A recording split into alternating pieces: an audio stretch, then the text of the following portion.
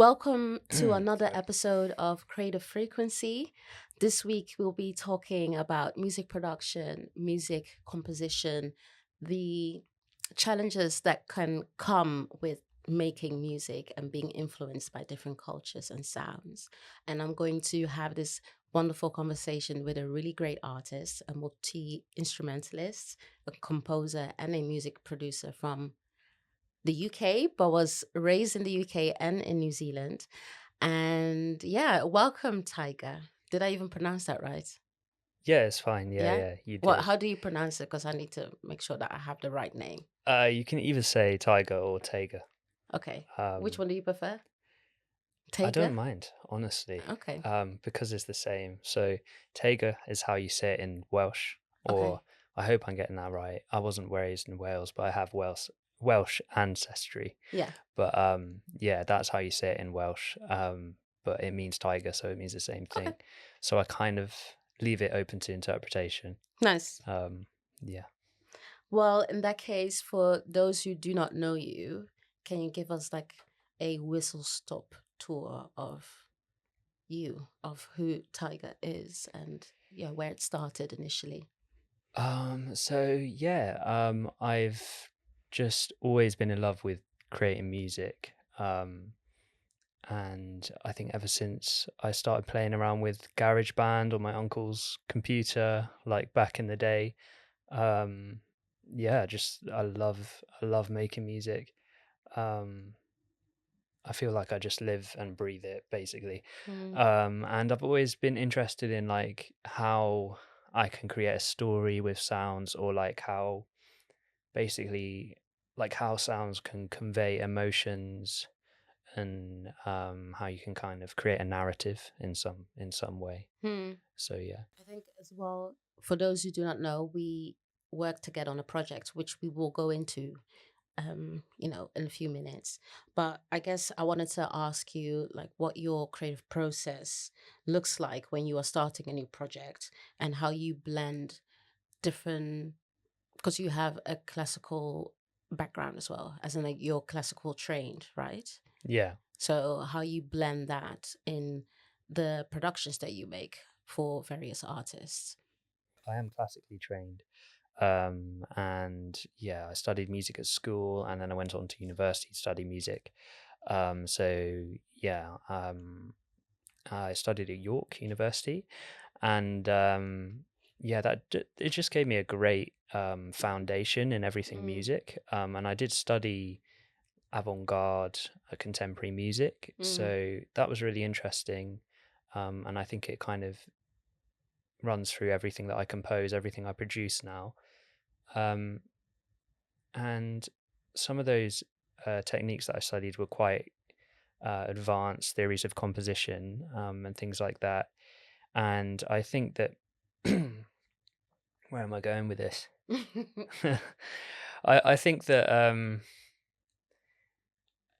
I think that sometimes quite limiting in a way, as much as it is, as much as I learn a lot from those experiences. Um, in a way, kind of complex academic theories of music and what it could be, and certain what sound and music could represent, mm, sometimes can get quite carried away. mm. So I think the process after university was kind of condensing all that knowledge and trying to present it in more easily digestible formats, if that makes sense, Okay. For the listener to for the have. Yeah. listener. Yeah, Okay. Okay. basically. I guess also with creative collaborations, partnerships, working with different people, obviously they come with different cultures, different musical, what is musical the right word? Just different influences that they come to you and they say, I want to produce Mm. or I want to create this project. How easy is it to adapt? Like for instance, with the project that we worked on, which is called Blue Voodoo, that was from a completely different angle. I was very focused on the symbolic meaning in certain sounds that I wanted to have incorporated. So Mm. yeah, I guess because it would be interesting to learn and see and hear just like how you think when it comes to these very intricate projects where you're working Mm. with different people.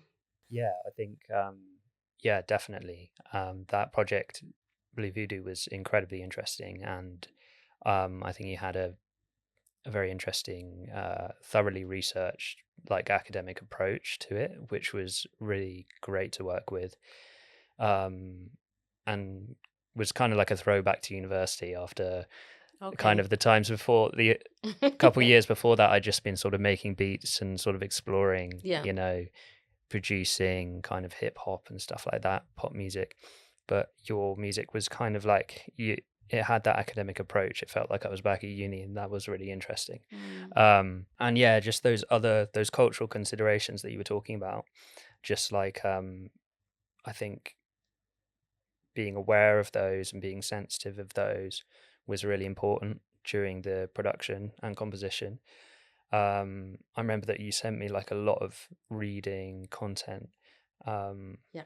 like a long reading list, and loads of references, and they were all super interesting Mm-hmm. and to do with like a Ghanaian tradition that I found Yeah. very interesting. Especially as my wife is Ghanaian as well, so I had that extra interest in the project. Um, she was just my fiance at that point though, so Mm-hmm. yeah, it was very, very interesting to engage with and to find out more. And yeah, as you were saying, it's kind of important to understand the cultural implications of what you're doing when you're dealing with things that are quite meaningful symbolically Mm-hmm. within that culture. Mm-hmm. Um, so yeah, just being extra sensitive in that regard. Yes. I think it was like important to let you lead on that as well. Um, Mm. yeah, and it was super, super great, and I think we made something amazing. So Yeah. Yeah, I agree. I actually had Teddy, who is in the first episode. If you haven't heard the first episode, definitely go and check that out. I had a conversation with him about um, those elements as mm. well and Is the that Teddy project. And so from Teddy from the the Philharmonia Orchestra. Philharmonia? Yeah. Yes, yeah, So great guy. definitely go and listen to that one. But to circle back, I actually wanted to ask, was it challenging in some ways to like, the because Yeah. obviously the project, I had a very strong vision for it, and I wanted to make sure that I honored the origin, but also Mm, still, weave in my, I guess, my views and how I show appreciation for a culture that I am still exploring, even though I was born in that culture. mm. Learning from my parents and obviously my not great grandparents, my grandmother. So yeah, thinking about that, was it challenging in some ways for you in that sense, from maybe from a personal perspective, but also from a composing perspective, just like as a composer, as a Yeah. producer, trying to be very considerate because you're not fully aware of what is happening or where the music comes from. Mm, Even though if I gave you some resources, I think it's still very different from mm. like my perspective. If that makes sense. Yeah, well, I think that's why, as I kind of said, I think I let you lead a bit because I felt like you were the authority on the knowledge of Okay. it. Yeah. So I made sure that we were just like creating your vision as Mm-hmm. much as we could, um, and just respect generally is really important to me. Things like respecting your elders and stuff. I think I'm Yeah. I'm really, really I love that kind of stuff, and that was a little bit part of it. And we worked with um Abbas. Abbas. Yes, I almost forgot. Abbas Dodo, Mm-hmm. great guy, leader of one or founder of One Drum Africa, right? Yes. And yeah, master drummer, brilliant guy. So we had some conversations with him where we Mm-hmm. learned a lot, and he led in ways on the drumming side of things, Mm-hmm. which was possibly the percussion and the drumming was kind of the most important part of that project. It was like the heartbeat. Yeah, yeah. I think um yeah, it's very, thinking back of that project, it was so immersive, and even for me I was still learning a lot as I was like trying to figure out what is it that I want to convey with the music, with the lyrics, with how things flow from track to track. So it was a very, in a weird way, kind of like an intimate process, because we were both going through it, but then from different angles, different starting points. And it's funny enough, I might even save that story that I have now in my head just for like a few seconds, because I wanted to ask you, is there a specific track that was like the most challenging for you, or the most like intriguing, or invigorating for you to create? yeah, they were definitely very, it was very fulfilling to see the project come to fruition. Yeah. um and I'm not sure which track was most interesting. They were It was a very varied project Mm-hmm. in ways, and we covered a few genres or sort of subgenres within, while kind of linking everything aesthetically and narratively, Yeah. which was really cool. um yeah, and I don't know, they were all really interesting. I definitely use different compositional techniques in each song. Mm-hmm. um I think obviously New Beginnings was the longest, so that Yeah. kind of, I, I think that probably took, well, I think probably an equal length of time to Akofena, Yeah, the the war with the track. Akan war drumming, Yeah. right?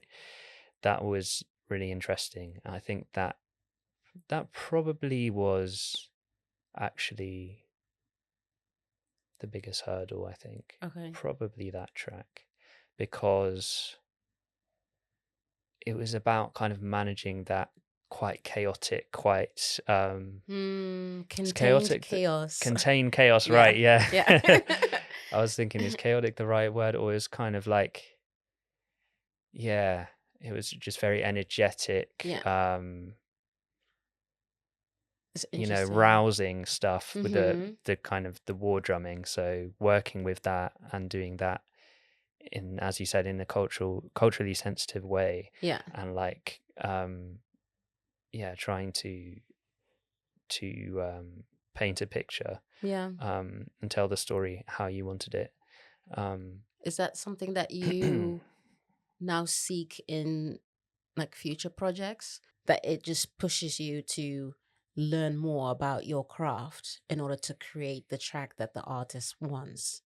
Because obviously some mm, people might want to stick to one genre because that's what they like to produce or like mm, to compose, and they are good at it. But some artists might want something very abstract. yeah. And then, is Mm, that something that you now seek in like future projects, future collaborations? Obviously, we can talk about what abstract music really is, but mm, because it's so subjective, at least in my opinion, it's yeah. quite subjective anyway. But yeah. Yeah. You mentioned that, like before we talked, the concept of abstract music. Mm-hmm. I think that's interesting. Um, but sorry, yeah, working on that track was, and the project as a whole, kind of exploring those different areas, and you kind of guiding in a way, and saying, no, I want this to be more like this, and you getting involved in the composition as well really helped. Mm-hmm. And I think that's one of the beautiful things of beautiful beautiful things of collaboration, right? Yeah. Because like you can go to places that you haven't been before, Yeah. like in compositionally, um, and from a production standpoint as well. Yeah. Um, and like the war track, like we were just talking about, I think with that one, perhaps I was a bit like apprehensive with all my productions to go to quite that kind of to that kind of level of energy, like aggressiveness wise, and like, you know, Mm. like that kind of level of power being portrayed like through sound. Mm-hmm. I was kind of like, all right, let's just make like lo-fi beats and just chill out for a bit. Mm. But at the We same really. time, there was kind of like a nervous energy that maybe I needed to explore through it. Kind of, Mm. it's really interesting. So I had you to push me Yeah. to create that, Yeah. and that was a boundary that I needed to cross, um, like compositionally, for my composition to develop. And this all links in with like mental health, and so it's so interesting. Yeah. I guess we can touch on like mental health as well, but just to like, I guess, wrap up the abstract topic, Yeah. because you know when you are creating, composing, producing music, where people are saying, well, I want it to be abstract, or it becomes a project or piece that is quite undefinable, um, and it pushes you to like compose differently. Actually, I don't know where this question is going. the Yeah. Oh wait, I remember. abstract Like topic. how you Yeah. incorporate that in, like, if that's the brief, how do you approach that? Yeah. So yeah, I I guess you think can also define like what is abstract music then for you in the first place. I think the concept of abstract music is really interesting. I hadn't really thought of it before in such a way. Mm. Just because I think I studied contemporary music, but I studied certain topics such as spectral music, which is quite particular in its process. Serialism is kind of the same, has a Mm-hmm. particular process. And what else did I study? Um, Minimalism as well, sort of has a particular boundaries. Mm. Um, Whereas abstract music is something that I wasn't totally familiar with, but something that sounds quite intuitive to me in Yeah. a way. Yeah. So I think like, yeah, I think that's really interesting. When I think of abstract, I think of art, like the art that's behind us, funnily enough, Mm. is quite abstract in a way. Mm. Um, and I just think of like putting instruments that you wouldn't expect together, maybe, or Mm. creating sound worlds that collide in unexpected ways. Yeah. Um, So it's very, like, highly conceptual. yes, highly conceptual. Yeah. Yeah, yeah, that's one of the things that I put, isn't it, in the brief. As we, because I highly recommend for you to go and listen to the project. It's like a 5-track EP, and it's about African tradition, but also, yeah, it's that it has a lot of storytelling, and it makes lots of references to different parts of, um, my lineage, my ancestry, and the history that is around that.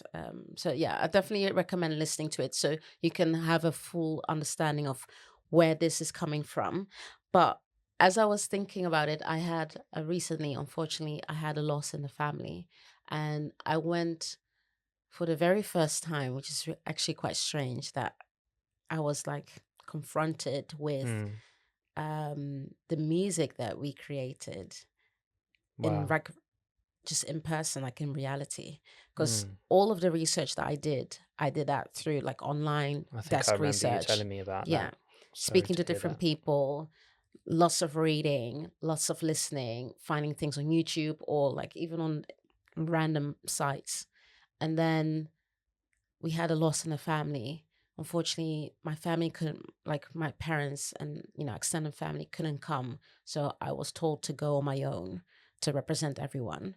I went there and then I heard literally certain tracks, like exactly the tracks that I was listening to as I was like working on this project.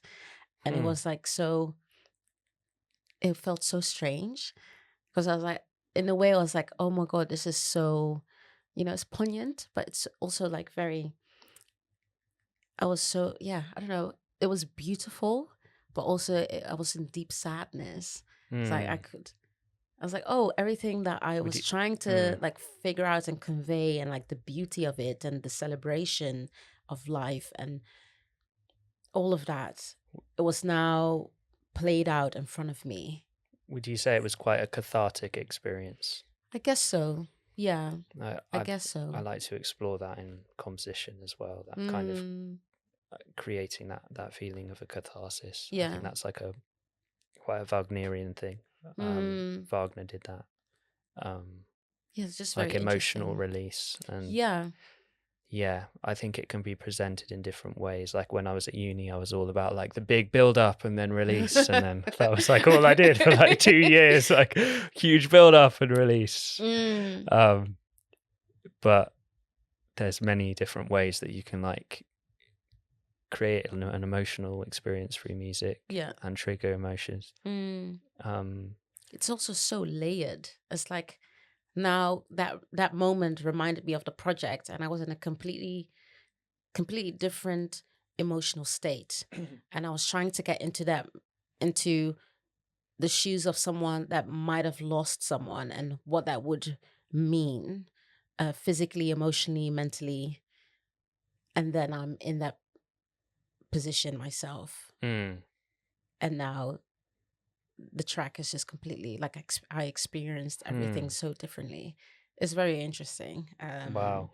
So yeah, I felt like okay, I need to mention this because it made me think of that moment. Um, and I think that's also what art does to you. Like you Mm, revisit music, like just like art in general, but you revisit moments that is linked to maybe a sound or a track or whatever it is, or an image. And then you experience everything so differently, and it makes you value the thing even more. mm, So yeah. yeah. Do you have any like comments on that? Because otherwise we will go more into like technology side and like software and like obviously because you're a The producer, exciting stuff. we need to talk about that too. Yeah. So yeah. Um, yeah. No, I think I think it's really interesting how, that can create value in art and music, in Yeah. that it's all about the behold, like beauty is in the eye of the beholder, right? Hmm. So it's all about the experience of the viewer or the listener. Um, Yeah. yeah, and that's that I think that's what separates a good art from great art, is or good artist from a great artist, even though it's so subjective. Or Hmm. I think if the ability to portray emotional or make people feel something, Yeah. definitely. Mm. I guess I also want to like learn more about like what is your signature sound and how important is technology in your music production, and even like what tools, like what is your go-to software or tool Mm. that you use to create that signature sound. Yeah, I would say, well, I'm always using Ableton. I've been kind of obsessed with it Mm. and in a love affair with Ableton Oh since really? since university. Yeah. It's because of you that I now like I warmed up a little bit. Oh, really? Yeah, for Ableton because I used to do like Logic. Oh, So yeah, sweet. yeah. Yeah. Okay. Yeah. No, I was using Logic when I got into university, and then Mm. this guy, my friend Jack, he was like, "You should try Ableton. It's great." And I was like, "Oh no, man! Like that sounds tough." And then, It even looks complicated. yeah. Like I look at it, I was like, where do I begin? And then, But funnily yeah, enough, there was like a free course from Berkeley, which this guy Ben from the uni like suggested, okay. and it was like free intro course into Ableton, and I was like, cool, and it was all online. I did that, and I was like, yeah, this is the one, because it felt so free. Mm. Um, and I think it's definitely the best for people that want to make electroacoustic music, or like, contemporary music Yeah. with an electronic um, implement or element. Sorry, um, I think obviously it's called Ableton Live because it's so good for that live feel as well, and for people that want to perform and create music that has a live feel as well, it's brilliant for that. Mm. Um, yeah, it's very kind of modular, and you can move things around like really easily, and you can send audio from one place to the other really easily, and it kind of provides like a bit of a blank canvas, Yeah. like doing a painting or something like Mm. that. Do you feel like the software, like, do you feel like choosing specific software really makes or breaks the producer? Like, because how do you even still allow yourself to learn? Like, what is that process like? Do you keep Mm. buying new plugins, or is that like, what is it? Are you part of like various forums? Like, how as a producer can you still allow yourself to grow more and not Yeah. be too comfortable with like, oh, I got everything, I'm just gonna keep doing this, you know? Like, how are you still growing? Good point. I'm always kind of learning how to make new genres and things like that. I love to Okay. experiment making genres. That's probably my main thing. I watch a lot of YouTube, like tutorial on how Mm. to make some random like dark Jersey drill beat or something like that. I was like, okay, let's just see how he's doing it. Yeah. And then I kind of like replicate that. So that's a life hack that I use. Mm. But also, yeah, experimentation is really good. Sometimes I just sit down and open up a new plugin that I haven't used before Yeah. or something like that. And even changing DAW. Sometimes I'm using FL Studio a little bit, or something else. But yeah, I've been Mm. using FL Studio recently. Just is quite good for beats and like I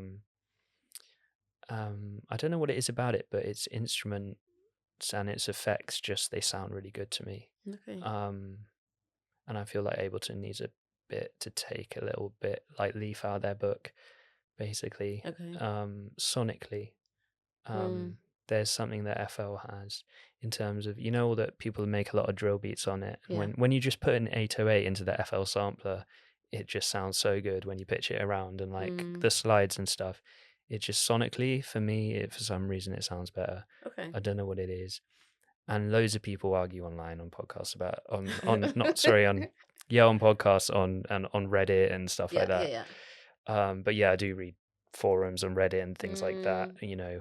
What's the best way of doing this and that and that. So, and ChatGPT as well. Yeah, no, Oh, honestly, I ask ChatGPT a lot of things now these days. So, yeah. Are you part of a music producer group or community or something? Like am if you want to I? bounce ideas, like just like get someone's opinion on certain things. Yeah, well, I have my connections, like I have a good friend called Chris who's a great producer. I have a few other friends who do bits and bobs musically. I Okay. have like people I work with, here and there. Mm. One's called Kay, who's a great producer. Um, who else? So you have Um, people that you can like, yeah, yeah. but I'm Okay. trying to think if there's any like online groups that I get involved in. I don't think really Mm. that much. Probably something that I could explore. Okay. Um, but yeah. In what ways do you think being classically trained has shaped your production? And do you feel like has it like limited you in some ways or has it progressed you in some ways? Because would you say that you're a contemporary music producer? Like you like to like bend genres, create. Mm, You don't want to like stick to one thing and like learn. I mean, mm, yeah, how do you view that about yourself? Like do you feel like mm. I'm trying to be more genre bending, genre creating when you are doing that? Yeah. I always want to create something unique Yeah. that isn't like a pastiche. But then I do sometimes create like pastiches of stuff because that can be a useful exercise, like practice wise, to learn like certain production techniques, especially, or Mm. even compositional techniques. Um, but yeah, when I create my music that I want to be sort of have a bit of me speaking through it for an artist or Yeah. whoever, because I think that's what I do. I think I try and create original music that comes from an original place, from me a bit, that Mm-hmm. has my influences kind of written into its code, as it were, for other artists as well as Yeah. their own. So it's usually like a collaboration. You don't have a tag, do you? A tag, Yeah. like a audio tag, like Yeah. Teigr. Yeah. I do. You It's do? like that. It's like Teigr. Oh, really? Yeah, yeah. Okay, that's new then, because when we were working, I don't think I've heard anything. No. I don't always use it. Okay. And I leave it up to the artist to decide whether they want to Oh, use okay. it. Yeah. And Okay. TRTL, who I've been working with recently, she's used it on a couple of tracks. Okay. For your stuff, I felt like, again, it was about the cultural respect thing. I didn't want to really Yeah. put my tag on top of That would have that. been so weird. It would kind of interrupt the Yeah. whole vibe Yeah. of Yeah. the songs. They were more classical pieces, so Yeah. I didn't really think it would suit. Whereas TRTL, she does kind of some drill stuff, Afro swing kind of stuff. So like, which is, more popular kind of genres, which it kind of makes sense. Okay. But yeah. When it comes to like your personal identity, um, like what is the? I guess you covered this a little bit, like how your personal identity is like infused in your music production, but it will be interesting to learn more about like how and why and to what degree, like what's the capacity like of like us getting to know you simply through sound. So like your background, your Mm, culture, like how your experiences shaped your music career, and how can we like pick that up as just listeners. Like, do you feel like that is mm, something that a producer always needs to like infuse in their productions or compositions, or is it just like it doesn't matter if it works, it works. If you want that to be in mm. there, then because it can be a tag, but it can also be just like the Yeah. way someone has a certain pattern. Because I notice Mm, with some producers, I don't even hear a tag or anything. Maybe they don't even include it, but I always know, like, based on how the first like 5 counts go, I know which producer right. did it. Yeah. So it's like that is something that they've put in there. The But obviously, Pharrell, like doom, doom, yeah, doom, it's doom, like their signature and thing. like, But yeah. also, yeah, Yeah, I mean, yeah, I guess that's related to like a tag, right? But in terms of sonically, I think producers can have like a certain aesthetic as well, like mm, certain like swing or just feel, yeah, or even like EQ to like their sound. Like maybe it's really bass heavy, or like maybe it's mm, sort of all about either how the hi-hat kind of feels or something. yeah, Um, yeah.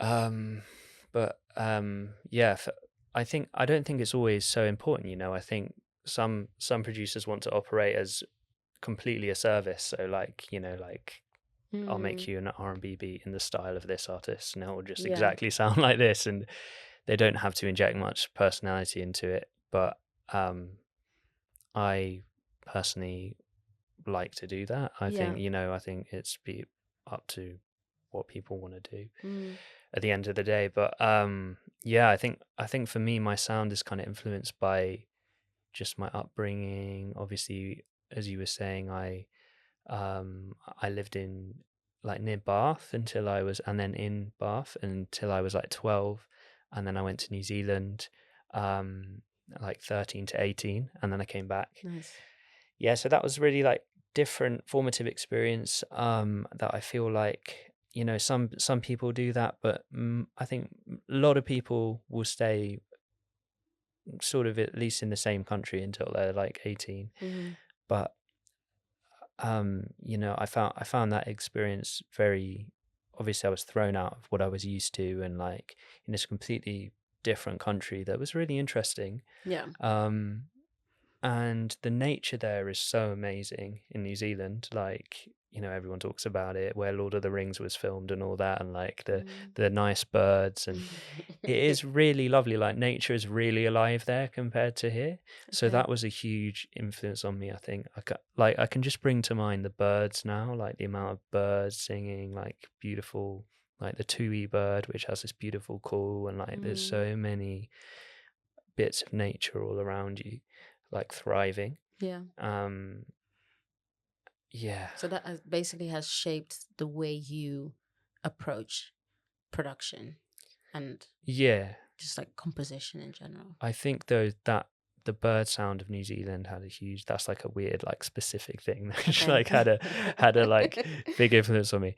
And just like, yeah, kind of sounds of not much really, like ambience of Mm, nature is mm, like something that shaped me from being there.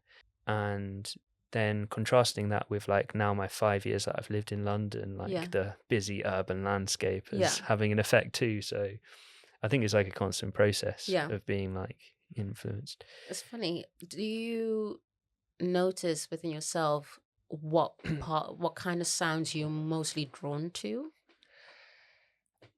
Hmm.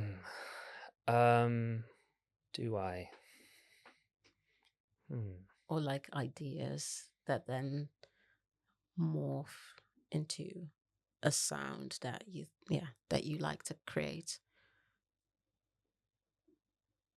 I think it's always changing, you know.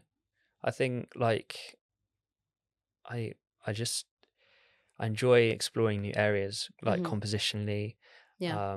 working with artists to develop their sound. Um, and yeah, I'm drawn to like unique approaches.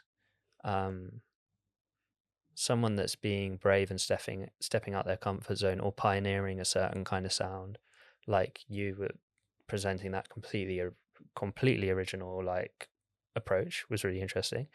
So I was very thankful for that opportunity. Mm. um and like TRTL, who I was working with recently, I think she's great. She's like singing and rapping a bit over drill beats. Okay.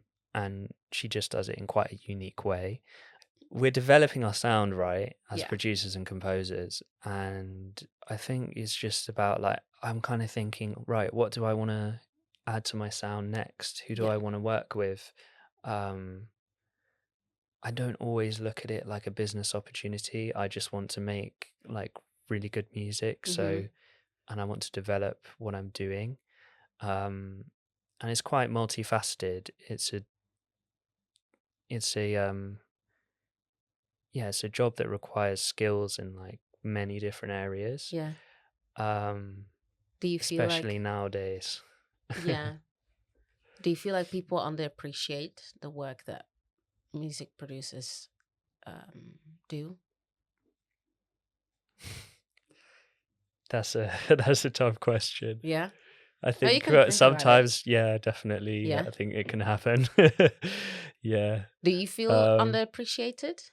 Do you feel like you get your flowers for the work that you do, and then when no, I do. an artist like uses your tracks, and then Yeah, yeah. you No, know, I'm really thankful for the artists I work with, and they always big me up and yeah, like, um, that's great. But I think in some cases, yeah, artists may not necessarily realize, the amount of like, work. yeah, the amount of work that can go into some things. Yeah, Um, and that I guess can go both ways. Like they may think that something takes loads more work than it does, so they're like amazed by something that yeah, yeah. was quite easy or something. So it's yeah, it's an interesting process. It's like a knowledge exchange, right? So Mm, um and that's kind of the beauty of collaboration yeah, again. What you both get things out of it, because yeah. I learn so much from the artists I work with as well, Mm, which is really okay. great. I guess I also wanted to talk about like your influences when it comes to, making the music that you make, but also how you appreciate the origin of the sounds that you are exposed to, and then you choose to like incorporate in your own work. I guess where I'm going is like, how do you appreciate without actually appropriating, like, you know, the Mm, sounds and the cultural significance that comes with that sound? Because it can be very tricky. Even I, be- even I, when I'm working on my own stuff, I find it really hard. Like, okay, I'm so immersed in the works of others and I'm in awe, and I'm like, okay, I love this. mm, I want to have something similar to this, but you still want to pay you want to pay it forward. You want to make sure that people understand and see the origins of Yeah. the thing that you created, where it initially came from, like the influence from that. How do you did you had to make a decision like that? Okay, like you felt like, okay, am I now really appreciating this piece that I am now like kind of mimicking in my own work, or am I actually appropriating? That's definitely really tricky. It kind of ties back into your project, right? When we needed to make sure that we were sensitive about things that Yeah, that we were really showcasing the culture in a way that was respectful. yeah, Um, and yeah, putting those ideas forward, that were respectful and sorry, those ideas forward that were quite symbolic and culturally important, um, and had value, and just presenting them in a way that made sense. Um, and I think you were a really good director of that, in a way, because I remember when me or the other producer Torben, maybe we did something in a way that didn't feel quite right, and you would say like, right, this yeah, needs to feel more, um this needs to represent this, or this needs to show this part of the drumming more, yeah, or like, there needs to be space for me to talk about this here, or this needs to be less cliche in this way, or something like that. mm-hmm. um but yeah, like obviously, as you say, like generally, like learning from people, um is important, not to I guess just pay homage to where um the knowledge that you gain comes from, and yeah, be generous with your time and give back where you can, Yeah, I guess. um that's something that I want to do more as well. mm-hmm. um and just let things flow freely, Yeah, like knowledge, and so if someone shares something or teaches you something, then let that kind of flow freely. yeah. um I guess it's also like not ripping something that exists within a certain piece mm, to rip it out of its context and use it for other purposes. I know we had like the conversation about, okay, you really like the drums and the sound, and because we recorded everything like from scratch, like everything. Yes, I did lots of research and heard certain sounds. I'm like, yeah, I want that. But in order to like respect the obviously the copyright and all the other stuff that comes with it, with the work of the artists that mm, created the original piece, I decided to actually record everything from scratch using that as a reference. Um, and I think for me, when using music, certain sounds that are very sacred or very just like culturally significant, not to use that or rip it out of its like original context and use it mm, for other purposes, because I feel like that already taints the the message, the meaning, mm, how significant something is for other mm. people from different backgrounds, for that particular, sound. And I know that we had that conversation as well.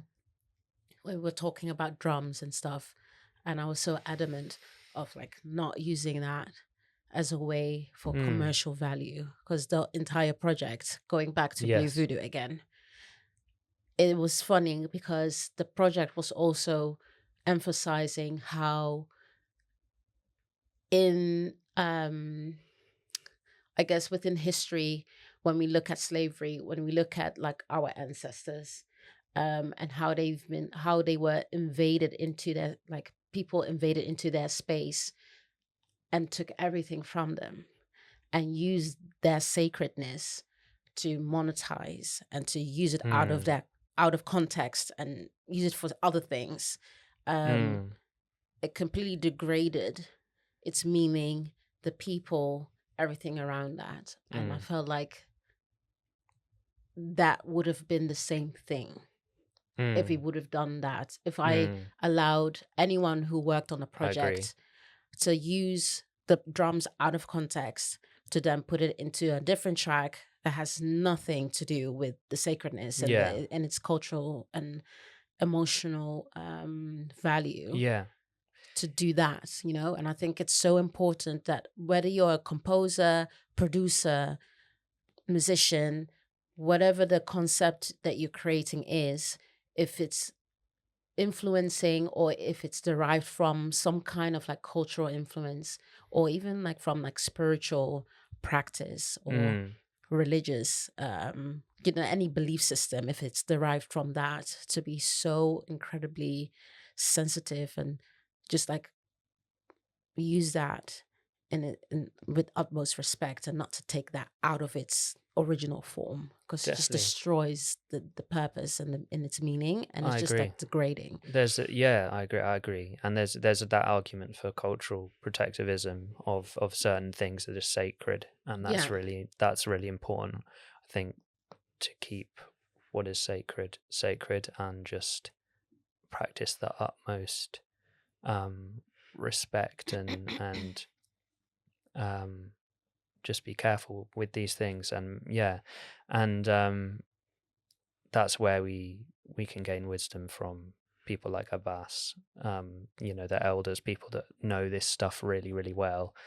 Um, and yeah, Because he was one um, of the people that mentioned it, like, do yeah, not even think about using this out of context at all. yeah, It looks bad on me, it looks bad on him, yeah, it looks bad on our culture, right, it looks bad on the people that created this within a contained space for specific purposes, for specific traditions or rituals, whatever it is, mm, for me to come. And even I am like, I'm not even first, well, am I first generation? My parents moved to, you know, different country, you know, went to the West. I was born there. I was influenced by all kinds of music. And then I decided to, you know, really look at like my heritage and see how that music has influenced them, but also me subconsciously. And I was like trying mm, to go through that and use that for this project. But I'm sidetracking. But yeah, I guess you get what I mean. I feel like it's so important that whatever the practice is that you are practicing within music, within mm, sound, within anything, um, to actively look at these things within yourself. And if you are working with a musician or a composer or, you know, producer, artist, it doesn't matter. When you notice these things, that you also flag that, like you need to flag, mm, like, are you aware that what you're doing might not sit well? mm, You know, because it's yeah. almost like indirectly disrespecting a group of people and its beliefs, you know. So Yeah, it's like, so that cultural appropriation, I guess, can happen. yeah, we don't want that to Yeah, we happen don't. We at all. yeah, yeah, we don't. No. No, So I guess I guess yeah. when if it was it would happen hypothetically if it was commercialized Hmm. and without giving back anything to that culture. If it was just suddenly like sold on Splice as like a drum pack or something like that, like Yeah, you know, that will be a no go. Ghanaian sacred drumming or whatever drum. They like recorded this at one point, and you know, with some Hmm. really good drummers or something. It's something really vague like Yeah, that, and disrespectful was probably what yeah, we were like. yeah. But it's instead, I guess, how we can combat that is we can like um just use these kind of themes as a platform for education or Hmm. something, awareness, making people more aware of the value of certain cultural things, and then Mm. and being willing to share if we're willing to share certain things, and but not in a way that just benefits in like a cross cultural mutually beneficial kind of cultural exchange Yeah. way. Yeah. It also feeds into like potential like ethical dilemmas, you Mm, know, when it comes to like making music. Like looking at your own ethics and then Mm. understanding like, okay, I'm creating something that might be perceived as this, even though my intentions are, you know, good-willed. Is that even a word? I don't know. But yeah, but like your intentions are good. However, it might come across as something that's very ill-willed. I feel like, have you had any like ethical dilemmas in like the work that you've been doing? Yeah. I wouldn't. I yeah. I was thinking about this question. I felt like I don't really think I have had many. Okay. Um. Yeah. I think generally I'm quite open to exploring different, you Yeah. know, styles and different influences, Yeah.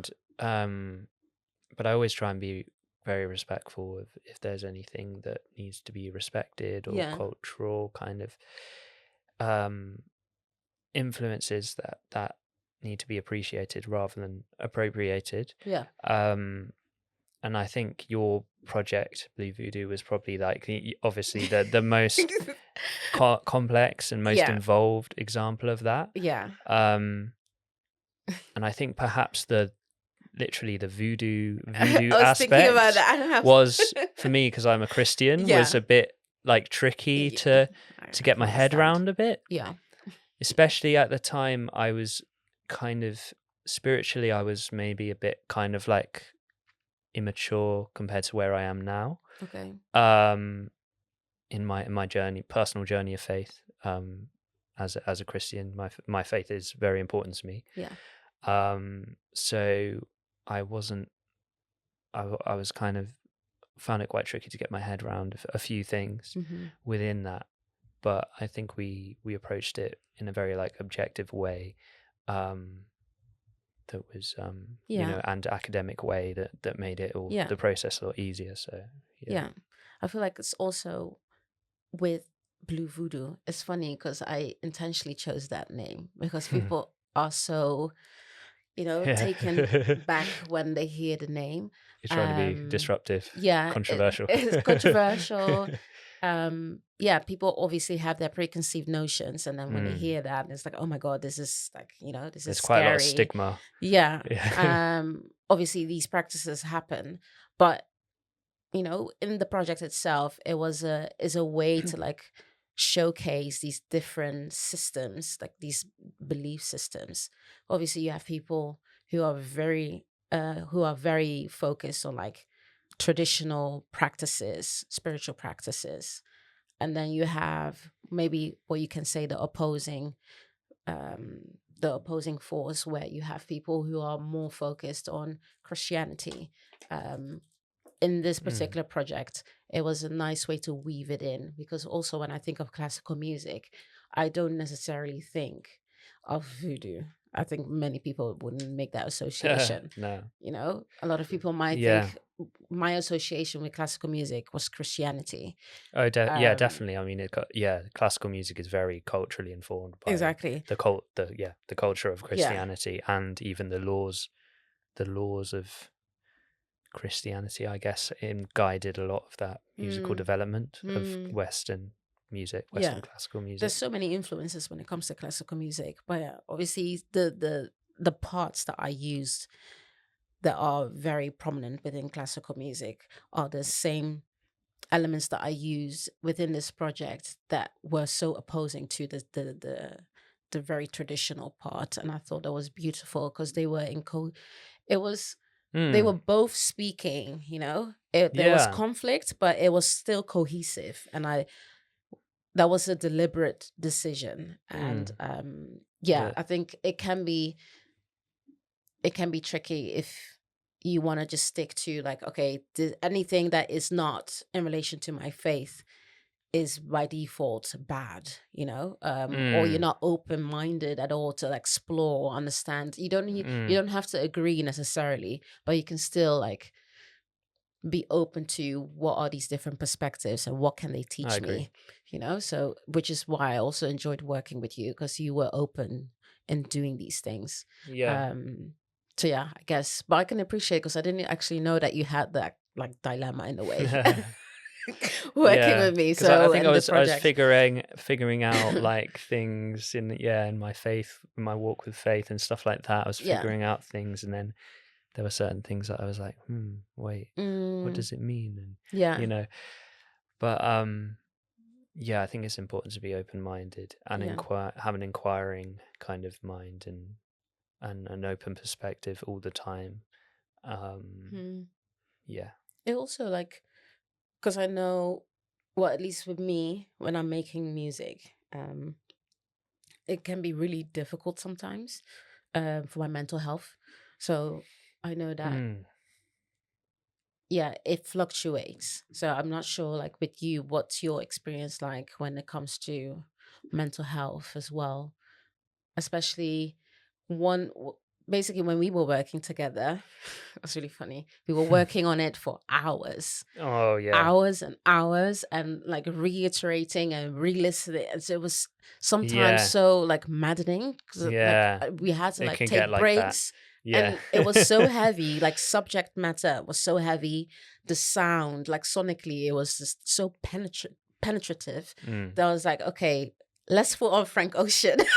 Let's put on Yeah. something like a bit wavy, a bit chill, because this is very hard to digest, Mm. even if you're like working on it on your own. It's just Yeah. like, so yeah, it's a lot. Like It I don't was even a listen lot to it that of much. it was a lot of that's funny. Yeah, it's powerful stuff, and Yeah. Yeah, it's yeah, it was very powerful. a lot of worship, relaxation, piano music for me.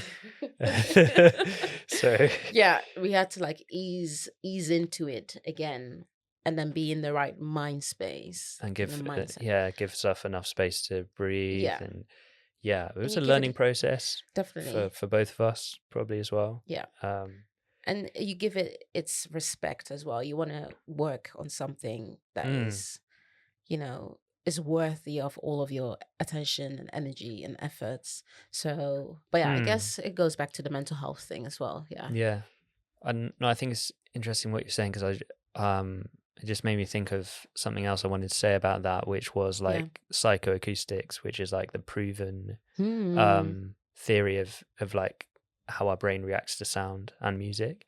So like or I say proven, it's scientific. Yeah. Yeah. It's like the brain has been studied, Yeah. um or actually the inside of the ears, and like how they affect. I'm not a brain surgeon or anything, but yeah, it's like, but psychoacoustics basically the study of sound on the brain. Yeah. And like, obviously some sounds can trigger like a fight or flight response, and some Hmm. sounds can like calm us, and it's like, it's proven which can do which. Like there's meditation channels on YouTube, Yeah. like the I love them. I love them. yeah, Yeah. And the the different meditation frequencies. holy frequency or Yeah, something like exactly. that, whatever. Which is nice, because the podcast obviously is called Creative Frequency, which I also looked Ah, into, because which frequencies stimulate creativity and puts you into like this like calm state. interesting. Um, which I play on words like Yeah. creativity, frequency, and how it like how sound like Hmm. affects the brain, affects the body, and just like So our mental yeah, state. and like some people do those singing bowls, right? And those with Yeah. meditation and stuff, Yeah, those sound baths, and as they sound called. baths and Yeah, like gongs and things. yeah, And I love them yeah, so much. like they're Yeah. just literally vibrations and frequencies can just help Hmm. calm us, and that's really cool.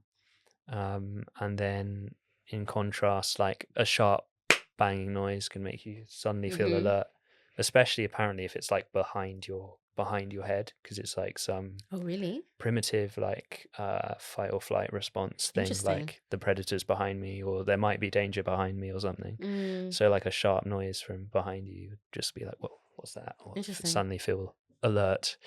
And so I think those considerations are interesting for like composers and producers to think Mm, about.